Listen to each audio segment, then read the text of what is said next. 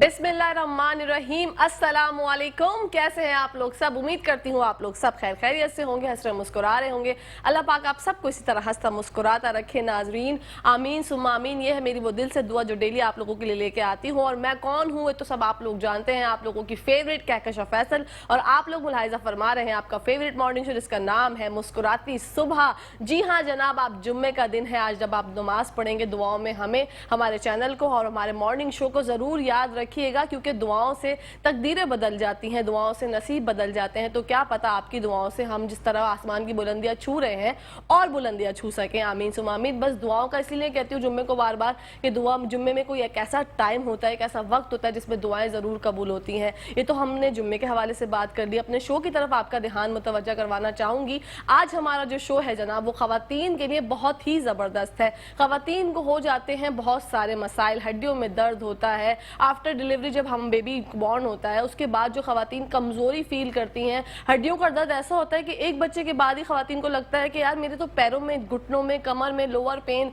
Back pain, इतने ज़्यादा मसाइल हो गए हैं कि बस दूसरे बेबी प्लान करने के बारे में वो सोचती ही नहीं है, क्योंकि पहले के बाद ही इतनी कमज़ोरी हो जाती है। तो ये जो सारे मसाइल हैं ख़वातीन के, ख़ासतौर पर हमारी जो जब एज बढ़ती है कैल्शियम डेफिशिएंसी हो जाती है हमारी बॉडीज़ में, जिसकी वजह से हमें बहुत सारे मसाइल का सामना होता है। बैठते हैं तो टक टक कट कट की आवाज़ें आती हैं, नमाज नहीं पढ़ पाते, घुटनों में गैप हो जाता है। तो ये सारे हड्डियों से रिलेटेड प्रॉब्लम्स है ना, ख़वातीन की हो चाहे मर्द हजरात की हो। तो आज पहले सेगमेंट में बात करेंगे इस हवाले से। हमारी डॉक्टर साहबा हमारे साथ मौजूद हैं जो कि आप लोगों को बताएंगी इस सब का हल और आपकी ज़िंदगी हो जाएगी बहुत ही आसान। आइए बढ़ते हैं उनकी जानिब। Doctor Amreen Farhan, FCPS female orthopedic surgeon, assistant professor, PRP consultant, regenerate orthopedic surgeon, trained by doctor Peter from Australia. अस्सलामु अलैकुम। वालेकुम अस्सलाम। कैसी हैं डॉक्टर साहबा?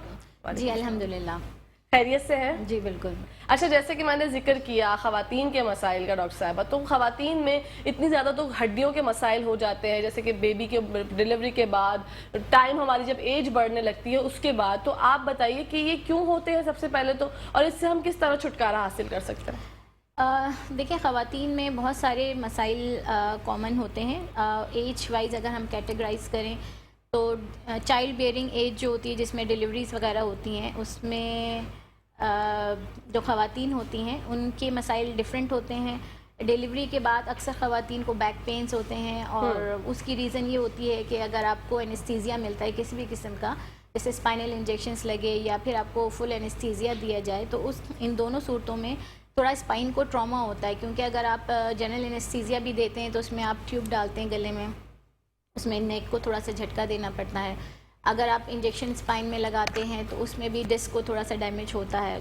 प्लस ये कि जब अगर एनेस्थीसिया में जब बॉडी एकदम रिलैक्स होती है और उसके लिगामेंट्स फीमेल के बहुत रिलैक्स होते हैं, तो शिफ्टिंग वगैरह में लिगामेंट्स ओवर स्ट्रेच हो जाते हैं, ठीक है। तो उसके बाद डिलीवरी के कुछ अरसे के बाद फीमेल्स में बैक पेन की प्रॉब्लम्स आ जाती है। वो उसकी रीज़न ये होती है कि जो लिगामेंट्स ओवर स्ट्रेच हो जाते हैं, स्पाइन की अलाइनमेंट थोड़ी सी आउट हो जाती है, उसकी वजह से जो साइडों से नसें निकल रही होती हैं उन पर प्रेशर आना शुरू हो जाता है। ये अगर मॉडल देख लें, ये नॉर्मल ह्यूमन स्पाइन है। इसमें जो वर्टिब्रास होते हैं उनके हर वर्टिब्रा या जिसे हम मोहरा कहते हैं, इसकी साइड से एक नर्व निकल रही होती है, ठीक है। अगर यहाँ से इंजेक्शन सपोज़ के डिलीवरी के टाइम पे लगता है तो यहाँ का हिस्सा सुन होता है, ये हिस्सा नॉर्मल होता है, ठीक है। तो अगर शिफ्टिंग कर रहे हैं या कोई ओवर स्ट्रेचिंग हो रही है किसी भी पोजीशन से, तो उसमें लोअर बैक के जो लिगामेंट्स होते हैं वो ओवर स्ट्रेच हो जाते हैं और स्पाइन हल्का सा टेढ़ा हो जाता है, स्पाइन की अलाइनमेंट आउट हो जाती है। ऑब्वियस ना भी हो तो वो हम चेक करके असेस कर सकते हैं कि स्पाइन की अलाइनमेंट आउट है और उसकी अलाइनमेंट की वजह से जो नर्व्स निकल रही होती हैं इन पे प्रेशर आना शुरू हो जाता है और उसी से फिर मसल स्पैज़म और लोअर बैक के प्रॉब्लम्स जनरेट होते हैं। और अगर ये प्रॉब्लम डील ना की जाए वक्त पे तो ये क्रॉनिक हो जाती है और उसकी वजह से फिर क्रॉनिक बैक एक, नी पेन्स और सर्वाइकल पेन्स, ये सारे प्रॉब्लम्स स्टार्ट हो जाते हैं फीमेल्स में जी। ये तो चाइल्ड बेयरिंग एज में है। अगर हम थोड़ा सा ओल्ड एज की तरफ चले जाएं 40s या 50s के बाद, तो उसमें आर्थराइटिस डेवलप होना शुरू हो जाता है, जैसे कि एज रिलेटेड चेंज जिसे हम कहते हैं, जिसमें जोड़ घिसना शुरू हो जाते हैं, मोहरों के जोड़ भी घिसना शुरू हो जाते हैं। इसको हम स्पॉन्डिलाइटिस या स्पॉन्डिलोसिस कहते हैं। और नी में अगर आर्थराइटिस डेवलप होता है इसको हम osteoarthritis of the knee joint कहते हैं। तो ये सारी चीज़ें होती हैं जिसकी वजह से फ़ीमेल्स में जॉइंट और स्पाइन डिजीज़ ज़्यादा कॉमन है। प्लस ये कि लेडीज़ डिलीवरीज़ के बाद वेट भी बढ़ जाता है। ये सारी चीज़ें एडअप हो जाती हैं। अगर उनकी प्रॉपर ट्रीटमेंट ना करवाई जाए तो ये चीज़ें क्रॉनिक हो जाती हैं और फिर पेशेंट जो है वो सफ़र करता रहता है पूरी लाइफ। बिल्कुल। तो डॉक्टर साहब ट्रीटमेंट क्या होती है इसकी?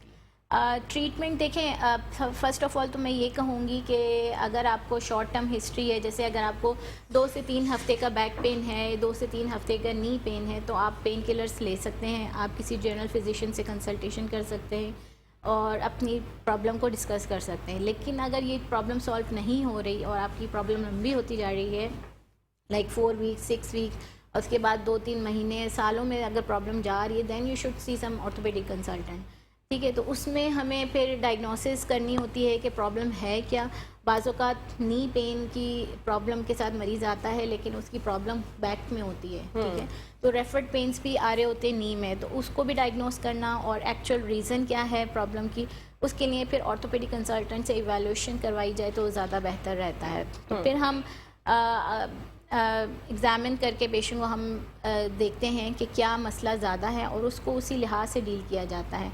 जैसे कि मैं आजकल क्लिफ्टन पे ज़ियाउद्दीन हॉस्पिटल के सामने जो ऑस्ट्रेलियन स्टेम सेल क्लिनिक है वहाँ प्रैक्टिस करती हूँ। इसके अलावा भी मैं 2 प्राइवेट हॉस्पिटल्स में प्रैक्टिस करती हूँ।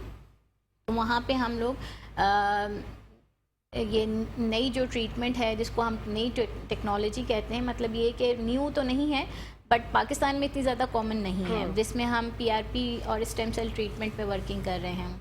ये सारी चीज़ें लेटेस्ट हैं और इसके रिज़ल्ट्स हमारे बहुत अच्छे हैं। और इस टेक्नोलॉजी के बारे में अगर मैं थोड़ा सा ब्रीफ करूं, बिल्कुल आप बताइए कि ये होता किस तरह है ताकि नाजरीन को भी तो पता चले। जी, इसको हम प्रोलोथेरेपी कहते हैं। प्रोलोथेरेपी वर्ड निकला है प्रोलिफरेशन से, जिसमें न्यू टिश्यू जनरेट किया जाता है और न्यू टिश्यू जनरेट करने के लिए हम 2-3 चीज़ों का इस्तेमाल करते हैं। इसमें हम high concentration sugar injections use करते हैं। बेसिकली ये सारी इंजेक्शन ट्रीटमेंट है, सिर्फ इंजेक्शन के ज़रिए ही हम न्यू टिश्यू बना रहे होते हैं।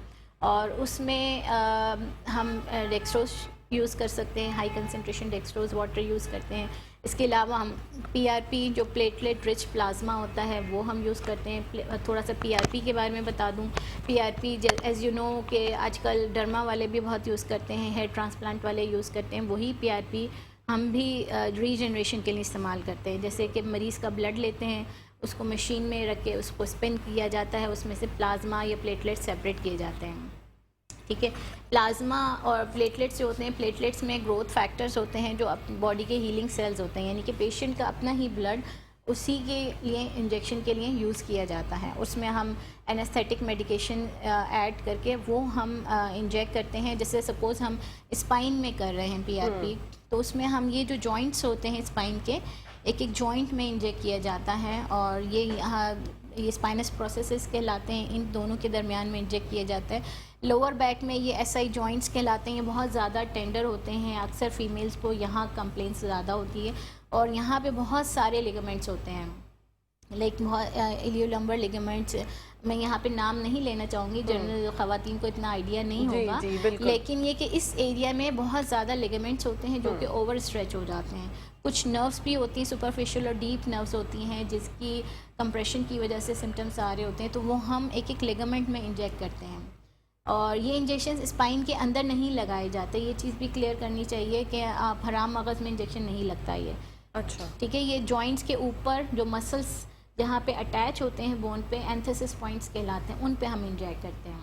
ठीक है, उससे क्या होता है कि वो लिगामेंट्स स्ट्रॉन्ग हो जाते हैं और विद टाइम वो अपनी स्ट्रेंथ को रीगेन कर लेते हैं, यानी कि मजबूत हो जाते हैं और ख़वातीन का जो दर्द उसकी वजह से आ रहा है वो रिलीव हो जाता है। ठीक है, इसी तरीके से गर्दन के मसाइल हैं ख़वातीन के, सर्वाइकल पेन के साथ अक्सर ख़वातीन आती हैं।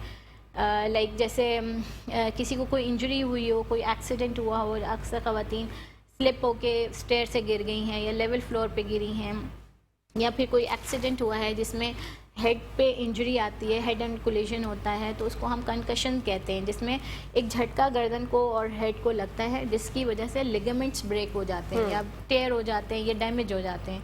और उसमें लिगामेंट्स की जो इशू है उस वक्त डायग्नोज नहीं हो पाता क्योंकि एक्सरे में वो चीज़ नज़र नहीं आती, MRI में वो चीज़ नज़र नहीं आती। This is just a clinical diagnosis.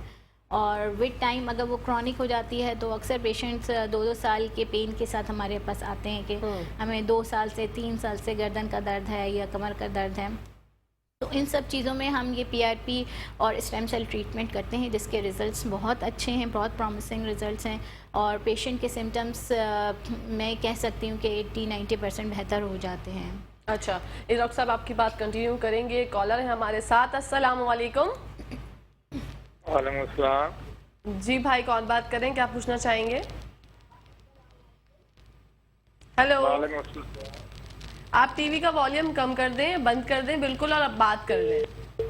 अच्छा जी, अच्छा इनके घुटनों में बहुत दर्द था डॉक्टर साहिबा, हम एज नहीं पूछ पाए, उससे पहले कॉल ड्रॉप हो गई। जी, अच्छा, इसमें यही है कि घुटनों का दर्द अगर मेल्स में है तो मेल्स में मोस्ट कॉमनली ऑस्टियोआर्थराइटिस की वजह से ही होता है या फिर रोमेटॉइड आर्थराइटिस की वजह से हो सकता है, जो लेस कॉमन है मेल्स में।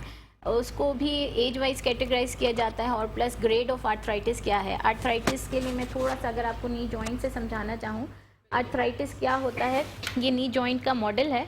इसमें अगर ये लिगामेंट साइड पे होते हैं, सामने कुछ लिगामेंट्स, इन्हें हम लिगामेंट्स कहते हैं, कॉर्ड लाइक स्ट्रक्चर्स होते हैं, मसल्स के नीचे होते हैं, ठीक है, जो बोन्स को बाइंड करते हैं।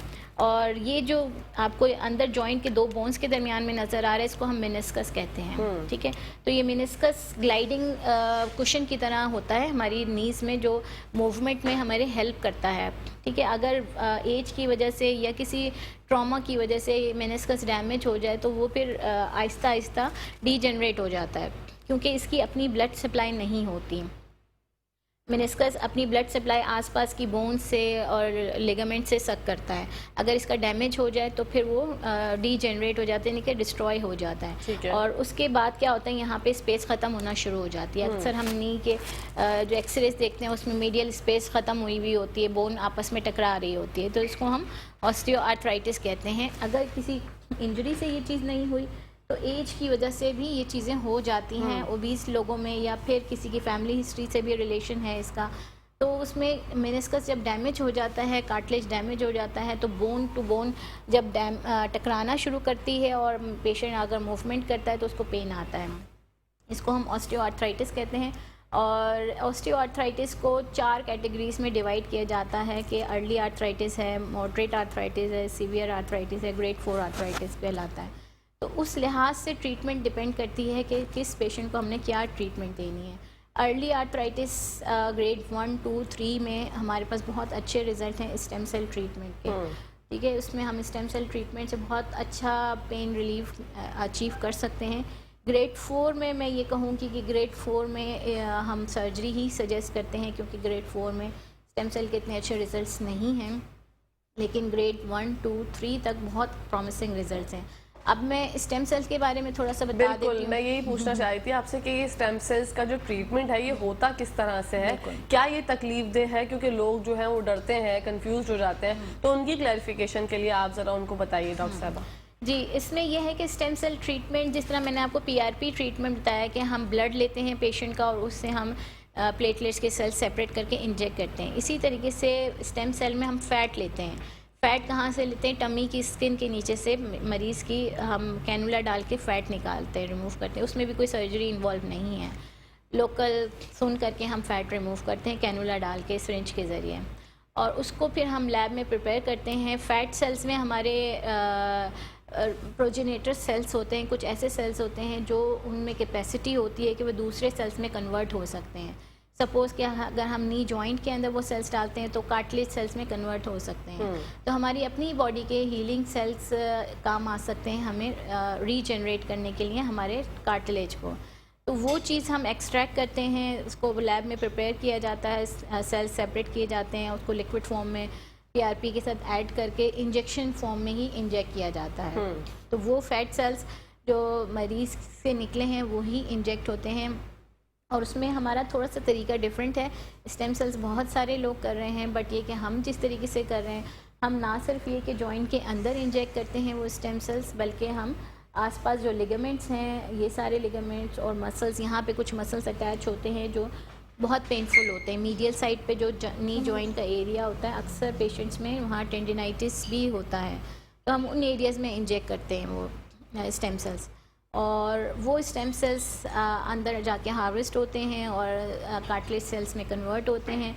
जो लिगामेंट्स डैमेज हो चुके होते हैं उनको रिपेयर हो जाते हैं वो लिगामेंट्स, और उसका रिज़ल्ट फिर हमें कुछ अरसे के बाद, जैसे सपोज हम कहते हैं कि 3 वीक्स के बाद हमें रिज़ल्ट उसका सही पता चलता है।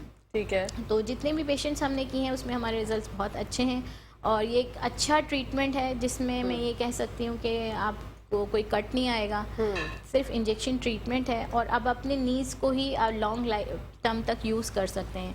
कुछ लोग चाहते हैं कि हम अपने ही नीज़ को चलाएं किसी तरीके से। बिल्कुल, क्योंकि ऐसी चोट भी कभी लग जाती है, किसी किसी की हड्डियां इतनी बुरबुरी हो जाती हैं कि वो बेचारियां एज पर जाके, हमारी खवातीन मर्द हजरात भी, डॉक्टर कहते हैं नी रिप्लेसमेंट के अलावा और कोई चारा नहीं है, उनके लिए भी ये फायदेमंद है। जी बिल्कुल।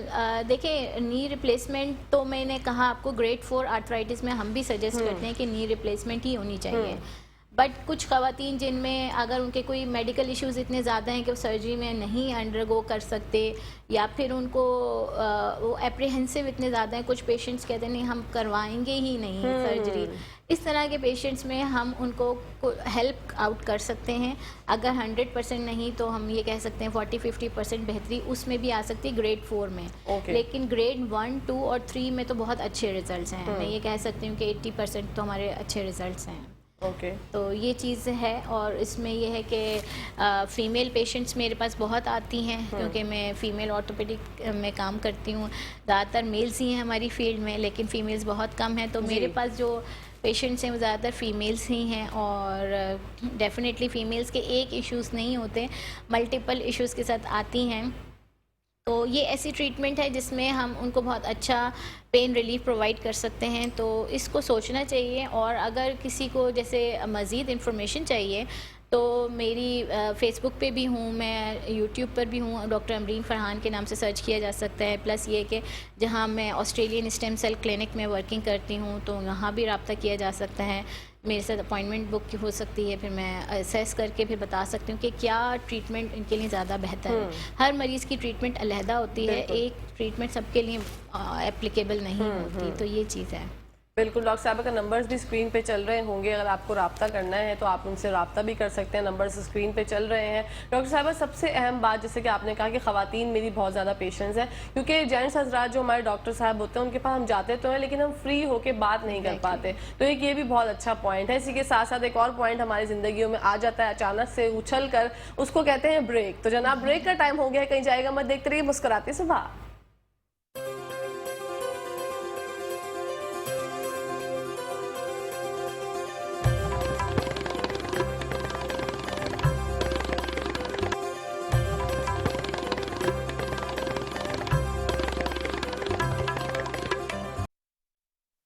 जी नाजरीन, welcome back to the show. आप लोग देख रहे हैं आपका फेवरेट मॉर्निंग शो जिसका नाम है मुस्कुराती सुबह। हमारे साथ मौजूद है डॉक्टर अमरीन फ़रहान साहिबा, जो कि ऑर्थोपेडिक सर्जन है। आजकल हमारे साथ बहुत सारे मसाइल होते हैं, हड्डियों में हर किसी की दर्द है, क्योंकि हम लोग अच्छी डाइट फॉलो नहीं करते और फिर हम लोग हो जाते हैं हड्डियों के दर्द का शिकार। कभी कभी हमें हो जाती है बहुत ज़्यादा लोअर बैक पेन, कभी दर्द होता है जोड़ों में, घुटनों में, और कभी कभी हो जाते हैं फ्रोजन शोल्डर। तो फ्रोजन शोल्डर के बारे में हम जानते हैं डॉक्टर साहिबा से कि आपकी जो ट्रीटमेंट है, क्या ये फ्रोजन शोल्डर के लिए भी कारआमद है? जी बिल्कुल, फ्रोज़न शोल्डर में हमारे बहुत अच्छे रिजल्ट्स हैं। और फ्रोज़न शोल्डर को अगर मैं थोड़ा सा डिस्क्राइब करना चाहूँ तो उसमें ये होता है कि आपका शोल्डर फ्रीज़ हो जाता है एक पोजीशन में और मूवमेंट नहीं हो रही होती। इनिशियली जो पेन स्टार्ट होता है वो सर्वाइकल गर्दन से पेन स्टार्ट होता है। जैसे अगर ये मॉडल अगर हम देखें, ये शोल्डर जॉइंट का मॉडल है, ये शोल्डर ब्लेड जिसे हम पोस्टीरियर स्कैपुलर बोन कहते हैं, और ये आर्म बोन होती है, और ये क्लैविकल जो हमारी ये वाली अपर कॉलर बोन कहलाती है। जॉइंट यहाँ बनता है, ठीक है। और ये जॉइंट बहुत ज़्यादा मोबाइल जॉइंट है, इसमें जितनी मोबिलिटी है वो किसी और जॉइंट में नहीं होती। हम पूरा 360 डिग्री तक इसको रोटेट कर सकते हैं अपने शोल्डर जॉइंट को। अगर इसमें फ्रोज़न हो जाए, लाइक इसकी मूवमेंट रिड्यूस हो जाए, तो हमारे लिए बहुत सारी एक्टिविटीज़ रूटीन की करना मुश्किल हो जाती हैं। फीमेल्स की कंप्लेन होती है कि वो अपने बाल नहीं बना सकती, ओवर हेड किसी चीज़ को रखना चाहें वो नहीं कर सकती। तो स्टार्ट कहाँ से होता है कि अगर आप देखें, ये यहाँ से कुछ मसल्स और यहाँ से कुछ मसल्स गुजर के यहाँ अटैच होते हैं, तो उनको इस एरिया से, इस टनल से गुजरना होता है, ठीक है, और यहाँ पे आके अटैच होते हैं। और अगर विद टाइम यहाँ पे डीजेनरेशन हो जाए लिगामेंट्स की या उसकी अगर सर्वाइकल से पेन आ रहा है, सर्वाइकल की जो नसें हैं वो काम नहीं कर रही प्रॉपर, तो यहाँ के मसल्स भी काम करना छोड़ देते हैं। और उसके साथ साथ जब आपकी एज वाइज ये पे हिट हो रही होती है, यहाँ पे स्वेलिंग होती है, सबसे पहले जो मसल्स होते हैं उसमें स्वेलिंग हो जाती है। स्वेलिंग की वजह से जब आप शोल्डर को ऊपर मूव करते हैं तो यहाँ पे हिट होता है बोन के ऊपर, और बार बार हिट होने से वो डीजेनरेट हो जाता है, जिसको हम रोटेटर कफ टेंडिनाइटिस कहते हैं। ठीक है, रोटेटर कफ टेंडिनाइटिस जब आप बढ़ जाता है तो उसके बाद क्या होता है कि आसपास का जो कैप्सूल होता है, ऊपर कवरिंग होती है, वो एक तरीके से डैमेज हो जाती है और वो फ्रीज़ हो जाती है एक पोजीशन में। पेशेंट किसी भी पोजीशन में मूव नहीं कर सकता। तो ये चीज़ें स्टार्ट गर्दन से भी हो सकती हैं। गर्दन की नस में अगर प्रॉब्लम है तो प्रॉब्लम आपकी शोल्डर में आ सकती है, और इट सेल्फ शोल्डर में भी हो सकता है।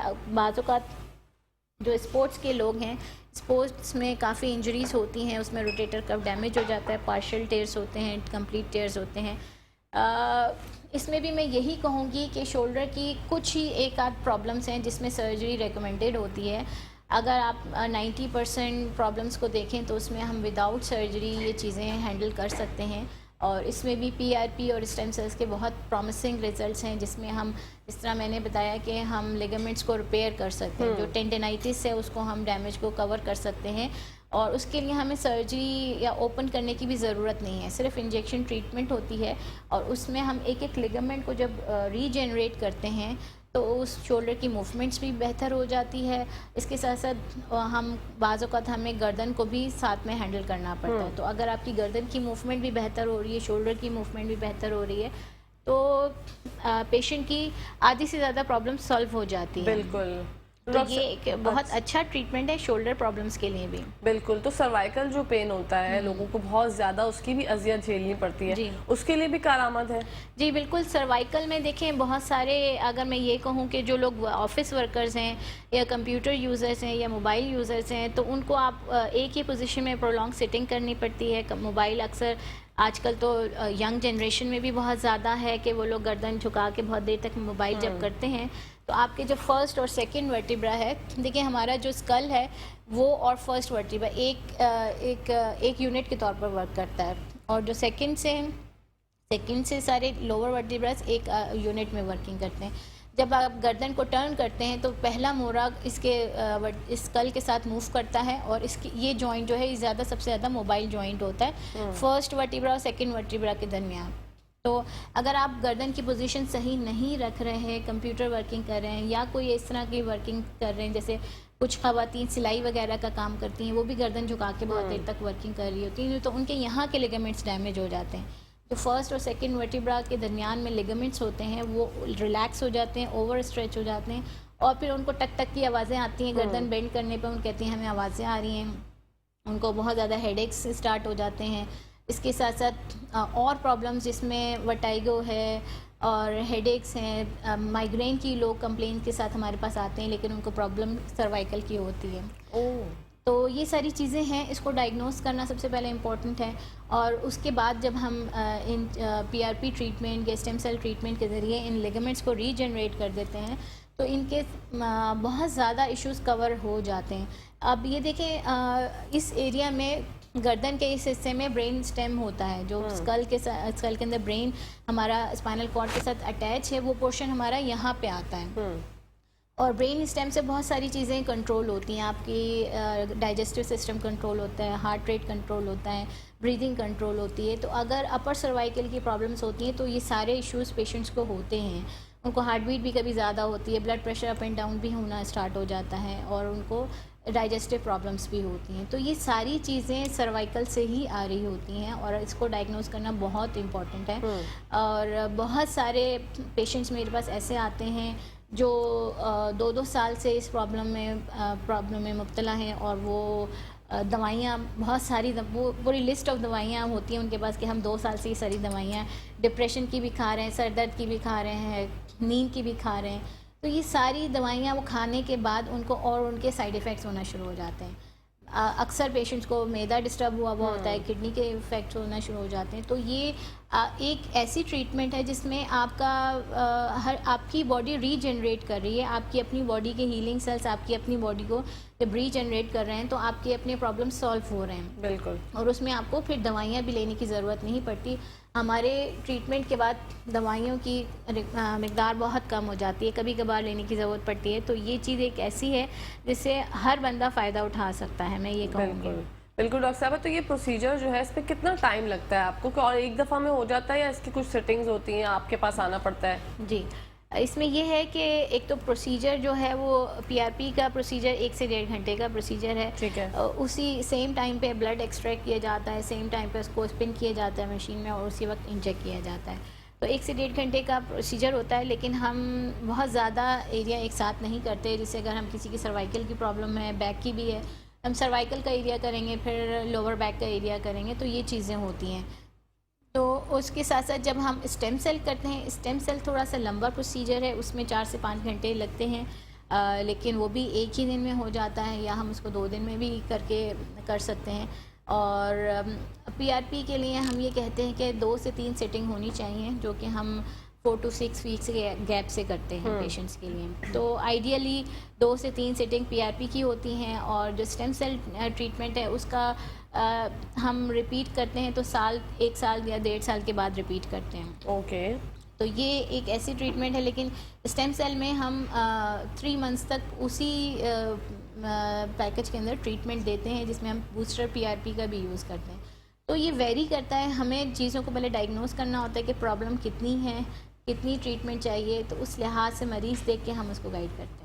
बिल्कुल। और ये डॉक्टर साहबा आज हमारे शो में आई हैं, उनको बुलाने का मकसद ही यही है कि आप लोग अगर किसी तकलीफ में मुब्तला हैं और सालों से, जैसे कि डॉक्टर साहब ने फरमाया कि दवाइयाँ खा रहे हैं, मसला कुछ और है और दवाइयाँ जो है हम किसी और चीज़ की खा रहे हैं, हमें सर्वाइकल पेन है और हमें पता ही नहीं है, हम माइग्रेन की दवाइयाँ खा रहे हैं, उसके अलावा फिर हम जब इतनी ज़्यादा मेडिसिन खाते हैं तो उसके साइड इफ़ेक्ट्स हो जाते हैं, हमारा मैदा डिस्टर्ब हो जाता है, किडनी में प्रॉब्लम हो जाती है, हमें नींद नहीं आती। तो एक जो आपका बेसिक मसला है उसको पॉइंट आउट करना बहुत ज़रूरी है, और जब आपको पता चल जाए कि हाँ भाई ये प्रॉब्लम है तो आप डॉक्टर साहबा के पास जाएं और जाके अपने मसाइल का हल जान लें। अब एक और मसला होता है, अक्सर मैंने ये सुना है बचपन से, अरकुन निसा का दर्द।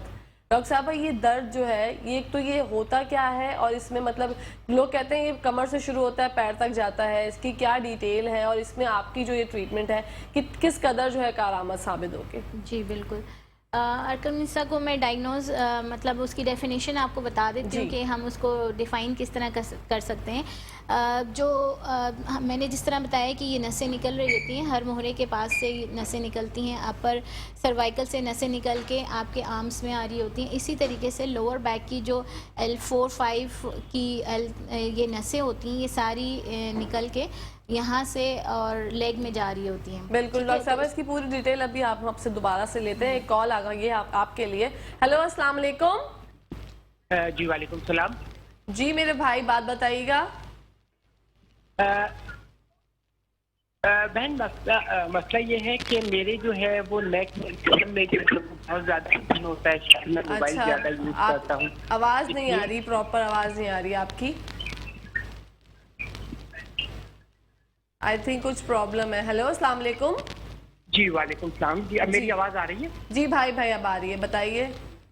अच्छा, मैं नॉर्थ कराची से बात कर रहा हूँ, फरहान अब्बासी। मुझे जो है वो मेरी जो गर्दन है, नेक के ऊपर जो है वो काफी पेन मुझे रहता है, और जब मैं हाथ लगाता हूँ गर्दन पे तो मुझे ऐसा लगता है जैसे जो 2 हड्डी जो है वो थोड़ी उठी हुई है।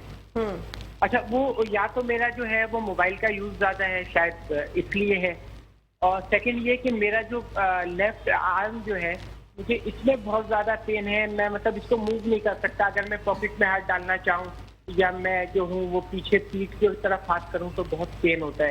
पहले मेरे लेफ्ट में था तो वो मैंने काफ़ी जो है फिजियोथेरेपी भी कराई, सब कुछ कराई, लेकिन उससे फर्क नहीं पड़ा। फिर मुझे मेरे ड्राइवर जो है वो लेके गए थे एक साहब, वो पता नहीं उनको हकीम कहते हैं या क्या कहते हैं, तो उन्होंने मेरी गर्दन के पास से जो है वो मेरी कोई वेन पकड़ के और उन्होंने मुझे बोला था कि आप हाथ को जोर से झटका दें।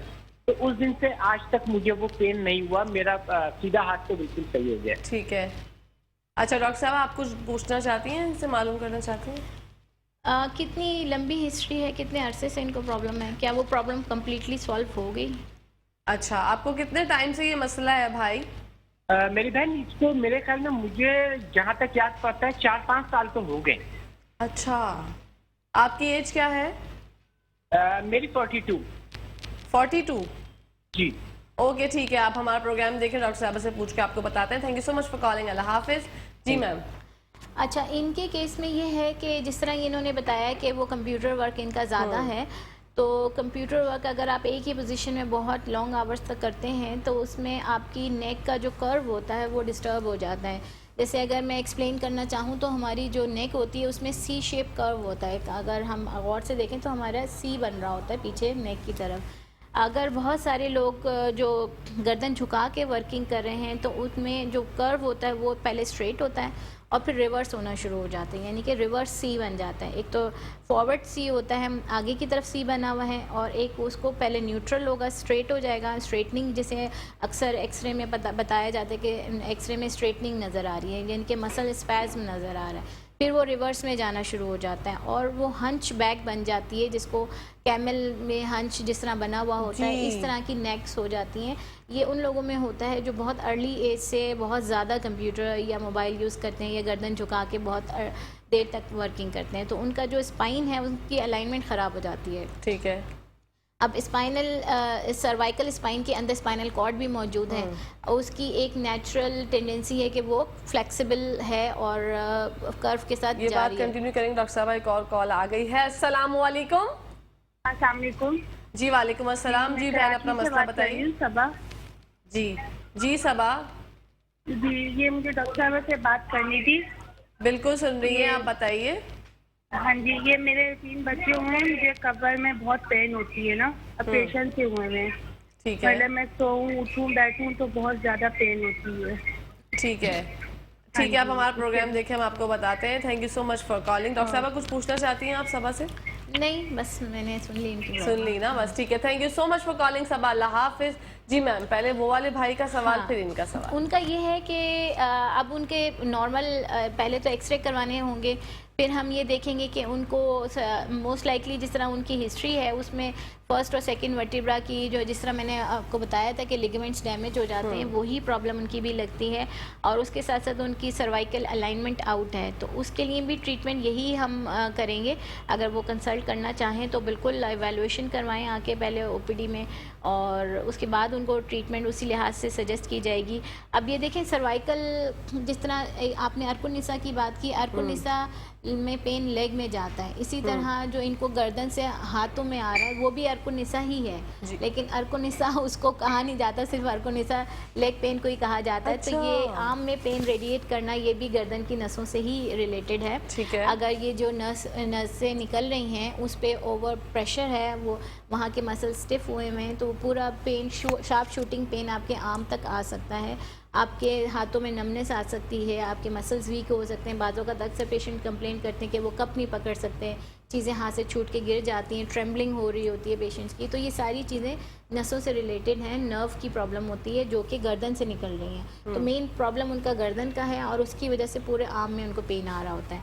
तो इसके लिए भी ट्रीटमेंट हमारी बहुत अच्छी है। ये सारी जो हम लोग प्रोलोथेरेपी करते हैं, अब ये हमें डिसाइड खुद करना होता है कि हमने पेशेंट को डेक्सट्रोज प्रोलोथेरेपी करनी है, पीआरपी प्रोलोथेरेपी करनी है या स्टेम सेल प्रोलोथेरेपी करनी है। तो उसके लिए मरीज़ का इवैल्यूएशन होता है और उसके बाद हम उसे सजेस्ट करते हैं। बिल्कुल, लेकिन सजेस्ट जब भी करेंगे डॉक्टर साहिबा जब आप उनके पास जाएंगे। एड्रेस जो है स्क्रीन पर चल रहा है डॉक्टर साहिबा का, और नंबर भी चल रहे हैं। आपको जो भी मेरे भाई आपने कॉल की थी, आप जाइए डॉक्टर साहिबा को दिखाइए, फिर आप वो आपको अच्छे से बताएंगी डिटेल में कि आखिर मसला क्या है। क्योंकि अभी तो हम सिर्फ बात कर रहे हैं, जब तक आपको प्रॉपर से देख नहीं लेंगी, जब तक वो बताना थोड़ा मुनासिब नहीं होता। हमारी जो बहन थी जिनका सवाल था सबा का कि उनके 3 बच्चे हैं और सिजेरियन उनका ऑपरेशन हुआ है, उसकी वजह से उनकी कमर में उठते बैठते जागते सोते बहुत ज़्यादा दर्द होता है। जी, ये वही प्रॉब्लम है जो इनिशियली मैंने आपसे डिस्कस की थी कि मल्टीपल प्रेगनेंसीज के बाद, जिसमें तीनों प्रेगनेंसी में होपफुली उनको लंबर में इंजेक्शन ही लगा होगा, और उसमें इंजेक्शन में यही होता है कि हाफ़ हिस्सा सुन हो जाता है, हाफ़ हिस्सा नॉर्मल होता है।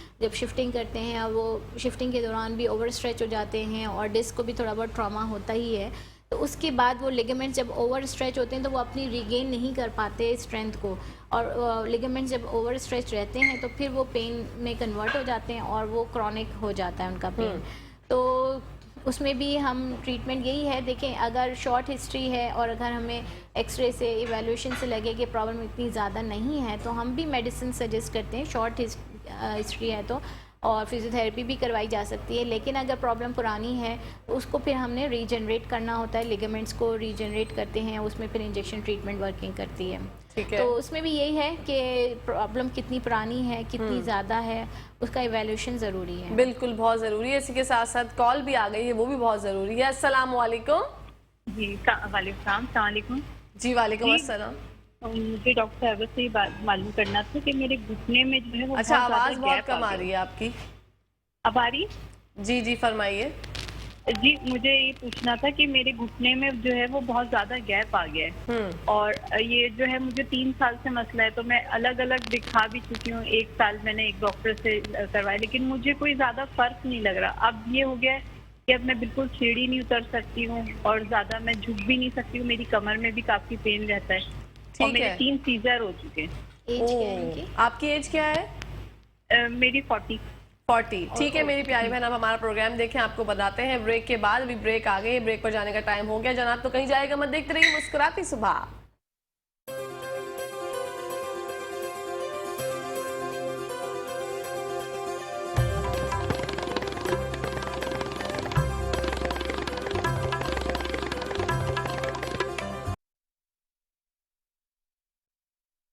जी नाजरीन, welcome back to the show. आप लोग देख रहे हैं आपका फेवरेट मॉर्निंग शो जिसका नाम है मुस्कुराती सुबह, और हमारी बहन का जो सवाल था उसका जवाब लेते हैं डॉक्टर अमरीन फरहान से। जी मैम।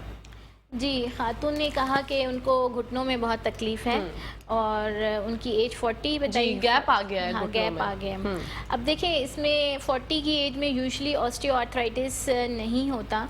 50s में हम कहते हैं कि ऑस्टियोआर्थराइटिस स्टार्ट होता है, ये डेवलप होता है। लेकिन बाज़ औक़ात फैमिली में अगर किसी को है और ओवरवेट है पेशेंट, उनका कोई ट्रॉमा हुआ है, तो ऑस्टियोआर्थराइटिस जल्दी एज में भी हो जाता है।